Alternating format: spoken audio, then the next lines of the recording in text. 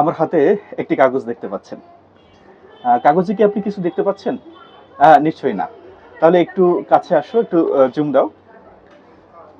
এবার দেখতে পাচ্ছেন আমি নার্স হব, নিউরন কোড এবং আমার একটি সিগনেচার আছে। এটি পেন্সিল দিয়ে লেখা ছিল, তাই আপনার দৃষ্টির অগোচরে ছিল, কিন্তু এখানে ছিল। এটা দিয়ে আসলে আমরা কি বুঝি? আমাদের সম্মুখে আছে সমস্ত বিষয়গুলো, কিন্তু আমরা যথেষ্ট মনোযোগ না দেওয়ার ফলে আমরা সেটাকে দেখতে পাই না বা বুঝতে পাই না।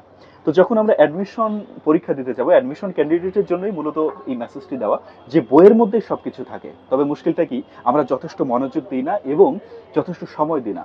এই জন্য সেগুলো আমাদের দৃষ্টিসীমার বাহিরে থাকে। তা আমি বলবো যে যথেষ্ট মনোযোগ এবং আত্মবিশ্বাস এবং ধৈর্য নিয়ে তুমি যদি পড়াশোনা করো, এই পেন্সিলের লেখাটি তোমার কাছে আরো স্পষ্ট হবে এবং তোমার দৃষ্টিগোচর হবে। তো সকল অ্যাডমিশন ক্যান্ডিডেটদের জন্য আমার তরফ থেকে অনেক অনেক শুভকামনা থাকবে, ভালোবাসা থাকবে এবং আশীর্বাদ থাকবে, দোয়া থাকবে। কারণ তোমরা এই যে জার্নিটা শুরু করেছো, তোমাদের স্বপ্ন পূরণ করার উদ্দেশ্যেই তোমরা শুরু করেছো, তোমার বাবা মার পরিশ্রম সবকিছু।